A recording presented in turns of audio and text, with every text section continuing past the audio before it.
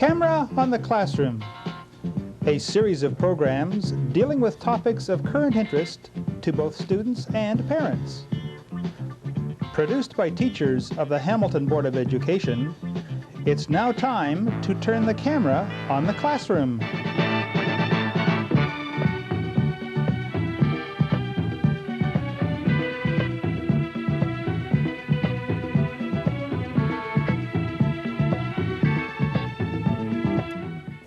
I am Mansaram, artist and art teacher with the Hamilton Board of Education. I have witnessed gallery scene, art scene in Hamilton grow and flourish for the past 2 decades. Today there are many more galleries and many more opportunities for an artist to exhibit and for buyer to choose the art from. For the student of art, one can see many approaches, many media influences of technology in art, tremendous energy being put in creating experimental and innovative art along with the traditional art forms. Through art trips to these public, commercial and artist-run galleries, students from schools learn about approaches, technique, new media and concerns which artists are dealing with. We are going to make a visit with a couple of galleries and find out more about it. We are talking to Brian Kelly, artist, member, and on the board of directors of Hamilton Artist Inc. at 143 James North in Hamilton. Brian, why do you call this gallery Hamilton Artist Inc. instead of an art gallery?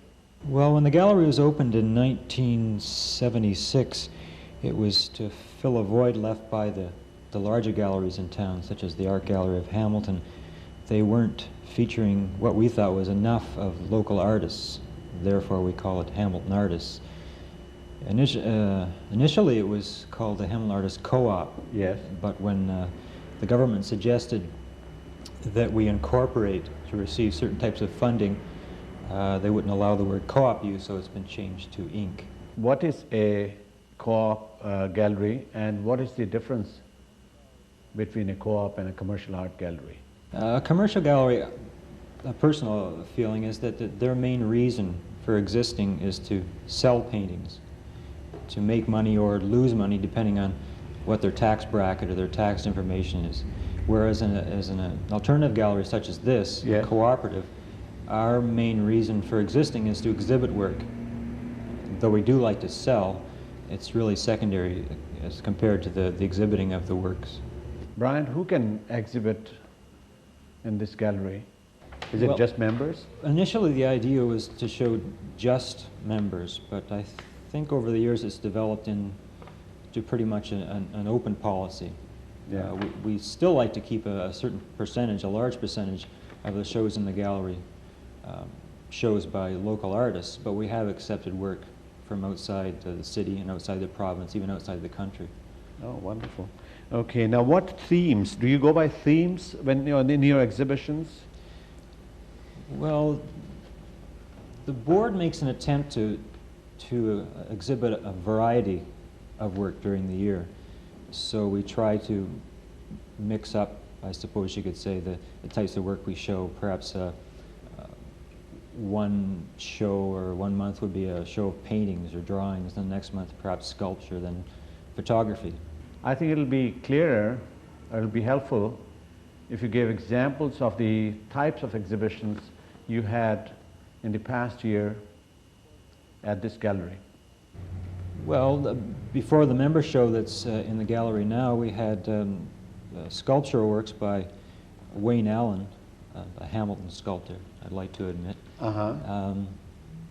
Before that, we had an installation, I suppose you could say, by another local artist, Keith Bateson, consisting of paintings and constructions. We're planning on shows of photographs by Louis DeStefano, Jill Glessing. Yes. It's really been quite the gamut this year. Offhand, I really can't remember them all. So you had quite a variety of showings. Mm-hmm. Brian, what is installation? We are hearing quite a bit about this new word in the world of art. Well, I suppose there is a dictionary definition. I'm not really one for dealing in art in that respect, but I suppose it's a collection of objects or a collection of images, textures, colors that constitute one single piece installed in a single gallery. So it could be beyond sculpture, beyond painting, or it could incorporate both, or also music. Certainly dance, any kind of performance. It doesn't have to be static, like a most traditional sculpture or painting is. Now, this is very sort of important questions. Can some of the art students from secondary school participate in some of your thematic exhibitions, or can take part in the co-op education program as a credit course? Well, at the moment we do have a co-op student from the local high school who works 4 days a week with our coordinator. As far as student memberships, our manifesto loosely stated, doesn't allow for student work. We're more concerned in the person who's taken upon the occupation as artists as a personal career, or someone who perhaps supports themselves in other ways and yet still produces art on the side. We show that type of person, not necessarily the student. But we do offer a number of different programs during the year which are available to anybody in town. And there are certain shows that we've had, primarily the mask show that was on during our Halloween season, where high school students, public school students, nursery school students have submitted, and we've exhibited their masks. That's wonderful. Now, the present exhibition, what is the I understand it's a members exhibition? Yes. What were you expecting? Like, what did you ask them to send? Any work done 20 years back, or? Well, the title of the show, Wet Paint and Hot Cement, somehow suggests what we were expecting from the artists.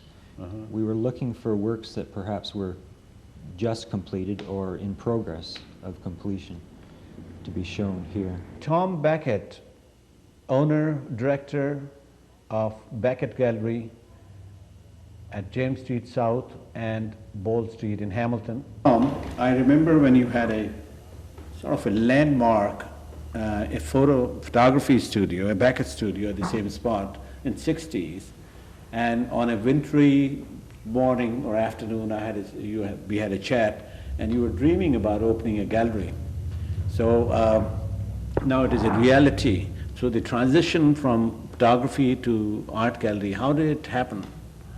What caused it? It was quite an easy flow, actually. I think it came from my picture framing department, I guess, was how it was born, the idea. I went to Toronto quite often, and I had a picture framer over there that supplied me with exotic goods, and I just chatting away to him, about my dreams and his dreams and the idea of a gallery, and he said, well, the next time you're here, I'll introduce you to somebody that might help you. So about 3 weeks later, I approached him again, and I didn't bring it up, but he did. He said, no, I haven't forgotten. Have you? Because I've arranged an appointment for you. Arranged an appointment, yeah. Yeah, so it was with the Maiselo Gallery on Yonge Street. North Yonge. Yeah. And I went over and went in the door, and all very quiet, but Arnold Maiselo, the owner, eventually appeared, and he said, Mr. Beckett from Hamilton, you're interested in getting into the gallery business? Yes. And I said, well, I'm interested in talking about it and finding a little bit about it, maybe first. Well, he said, come with me. And we went into the back office, and he said, sit down there. He went to his telephone, and he dialed a mystery number, and he chatted for a few minutes to this fellow on the end of the line, and said, we'll be there in 10 minutes. How interesting. So into the car we go, and he takes me to Mr. Reichart, Rudy Reichart, an artist that I'd never heard of. He never heard of me, and Mr. Maiselo had never heard of me either. But there we are, all three of us were having a little conference about Arnold did all the conversation. He said, now, Rudy, we have a show planned for Mr. Beckett in September, and he'll require about 8 16 by 20s, and he made a whole long list of sizes of pictures that I was going to use, you see, in a gallery that wasn't, and was still a dream. It sounded like a nightmare all of a sudden. I see. I see. Here I had the whole thing was being laid out for me, so I said, I'll let fate take its course, you see. So yes. I thanked him for all his kindness and drove home, wondering whether I should drive over the cliff or not. Because here I had at home was a photography business that my father and I were both working in full steam, and it was something that I, after many struggles and pains with myself, I said I'll keep very quiet about this. Yes. Father will not hear of this for a while. Sure. Because we had 40 years of storage things down in the area that I thought this part of real estate might work itself better than just being storage. So I, by degrees, got rid of all this stuff, and then suddenly I had to do construction. So Father had to be tuned in on the affair. So I gave him a brief idea of what was happening. So he held onto his chair, you said, and kind of said, "Boy." Yeah. You still remember? I don't really have any idea why you'd want to do such a mad thing, you see, but go ahead and do it. Very good. If it works out, I wish you well. And so away I went then and got the lightings and all the other things you had to do. And I think the very day of the show, we were still putting a little bit of paint on the woodwork. The guests arrived, and it was just a novelty. It was almost the first gallery in Hamilton, a public or private gallery. Yes. And so they came out in droves to drink the champagne of this new venture and whisper behind their hands what Beckett madness was up to, you see. And so the aftermath of that was the show was all in place. The guests, as they were here, the show sold out. It did. It was absolutely uncanny, you see. And so Father and I are in such a flap, you see, we couldn't think too clearly, but the next day, you see, we had our private little chat again. He said, "Why didn't you do this 10 years ago?" Yeah, why you lost money on photography? Ah, dear, yeah. So that was the beginnings. And you are one of the successful art galleries in Hamilton. What is your secret? Well, you hear about the ones that are successful, probably. There are the occasional, well, for instance, from our first show being a sellout, the next 3 just quite quietly bombed, you see. Yeah, the public weren't quite ready for me. Not yet. Eh? Not yet. No. So it's a slow transition, and you keep trying out different ideas, and it just, it's an exciting kind of a life, dealing with the artists and knowing the background of the things that go on is quite more interesting maybe than what's out front. Who buys your art? Who is your clientele? I don't mean I want the names and addresses. What kind of people would come and buy art? Well, I would say about 2/3 of it is Hamilton and area, and about 1/3 comes from Toronto. What price range the art which you're selling here would be? Like, is it very expensive? Is it high priced? We have some very lovely things below $25 and over $50,000. So it's something to suit. So you have quite a range. Yeah, that's what I'm not trying to cater to just one very fine line. I like the diversity myself. Why would people buy art? If somebody came to you and had money and they wanted your advice, what advice would you give them? Well, I think it's going to give them a lifelong amount of pleasure is what it's going to give them.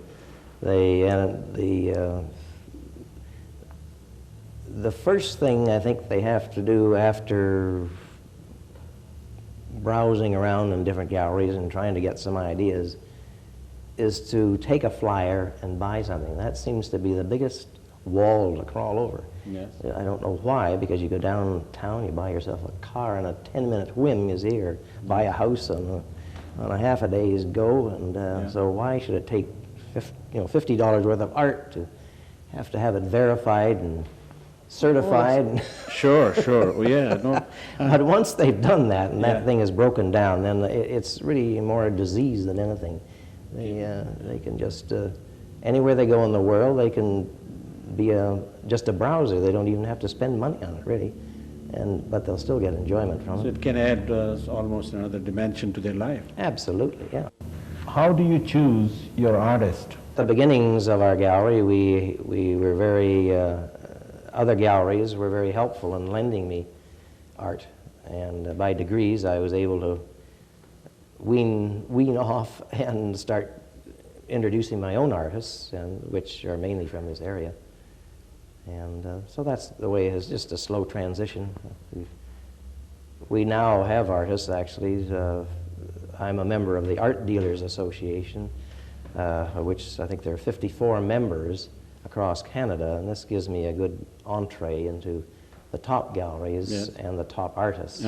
So we trade things back and forth for the different galleries, and that's a good, friendly method of spreading the artist's work around. Because Canada is such a physically so large, the artists have a hard time trying not to be just local artists, and to spread their work further is part of the key.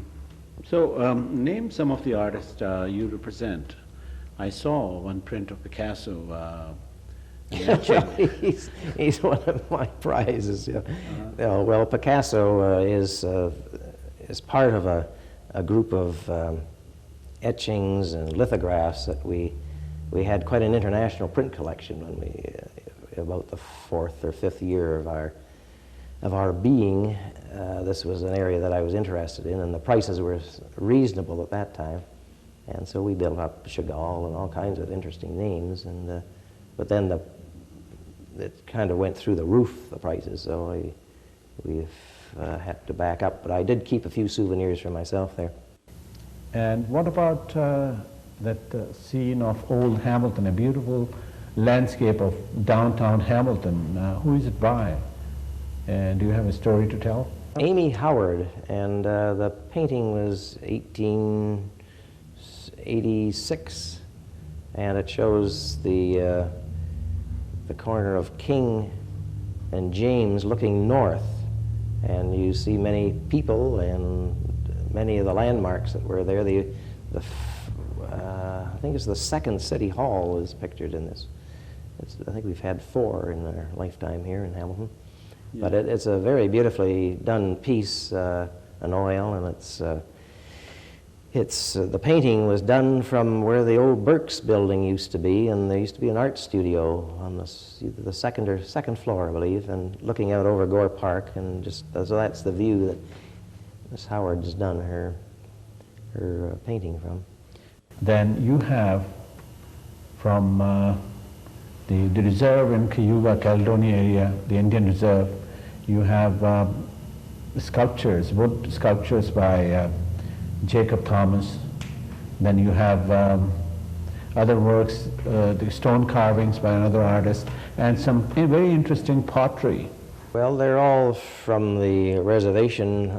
They all live up in that area, just up Caledonia way, and are a wonderful lot. We've done a lot of for years now. We've had our connection over the mountain, and their ages. I have one young one. She's 11 years old.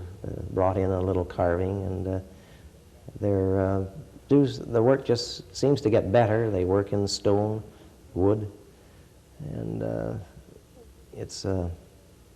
I think their art is being appreciated as it should have been years ago, but at last there's been a bit of a recognition in an official way from the Ontario Art Gallery. They opened their first show of Indian art. Yeah, that is native Indian, right? Right. But imagine that. Yes, I've seen that show. 1984. Yes. Well, it's a bit late, but bit late. Yeah. But anyway, The correction. the door is open, and it's well deserved. Yeah, the show has been put together by Dr. Up in- McLuhan's daughter, I hear, and somebody else. Yeah, in Thunder Bay, Yeah. the group was put together up there. Yeah.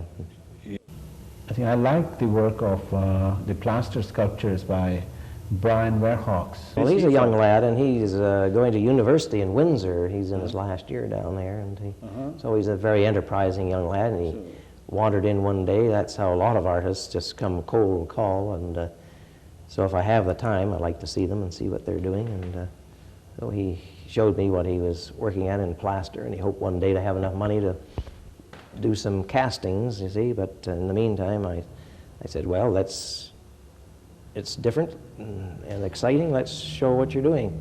So you also encourage young potentials? apart Oh, from- very much so. Yeah, yeah. We have there's a parade of people. I would think a minimum of three interviews a week anyway through the year. And well, they aren't necessarily all age. I mean, they're all ages. They aren't necessarily just young either.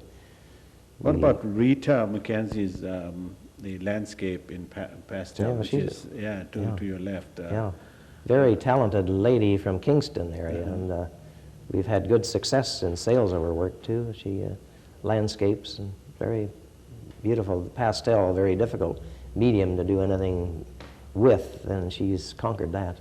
What about Ken Tolmy's watercolors, the very realistic? Well, that's my secret weapon for for either the fall or next year. He's from Halifax, and we've been corresponding for 2 years, and we have some does some beautiful work. He's done one series of work that's taken him over 5 years, expanding it on the Bridgetown series is the title of it, and it's one little town just near where he lives, and he's portrayed the people, the animals, the buildings, the growing of the grass. I see. And it's a beautiful thing. And the show, he had a traveling show that came through here just recently. Well, it got as close as London to Hamilton, and I went to see it there. And what he hopes to do is to do a similar thing in Ontario. Oh, I see. Because he's originally from Ontario, and he hopes to move and spend 4 or 5 years working at it. And incidentally, you happens to have the show of Conrad Fury. I think Conrad sent, I saw a poster in a shop. Is it on right now? Yes, that began on Saturday. Yeah. And incidentally, I hear that somebody walking in. Is that Conrad by chance? How fortunate. Conrad Fury, an artist from Hamilton, having a show at the Beckett Gallery, and by coincidence, he happens to be there when we were shooting this video. Conrad, your dancers series of paintings is very interesting. Could you mention what inspired you to do that series? Well, I guess it's a part of a number of themes that I work on. The dancers would be people enjoying themselves, just, I guess, going about after a hard day's work, whether it's a party or what have you. It's, I guess, one situation that arises. It's just being one theme that I work on. Again, what inspired you to do the settlement series?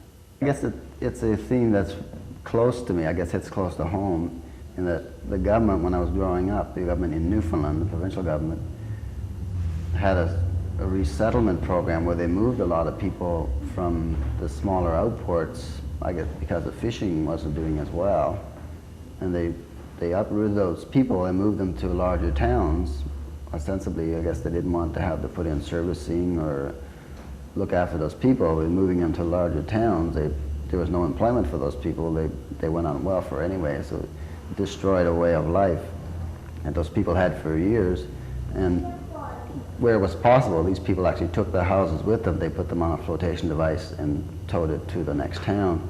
And that house on the water embodies that whole theme, as far as the people being uprooted, the house not having any foundation, the symbolism, the parallel in those two themes you know, I guess it strikes very vividly in my mind, and it's something that I've been working on for a number of years. What media are you working in? Well, it sounds like I'm doing all things at once. The painting, I guess, would be what I have been working in for the past few years, and about 2 years ago I started working with the stone pieces, as in the dancers and the man with the net, the two pieces that are here in stone.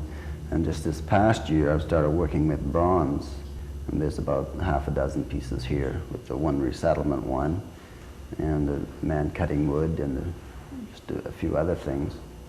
But it's just, I guess, gradually expanding what I'm capable of doing. I also notice you have some stone sculptures. Yeah, the limestone. They are actually, it's a local stone.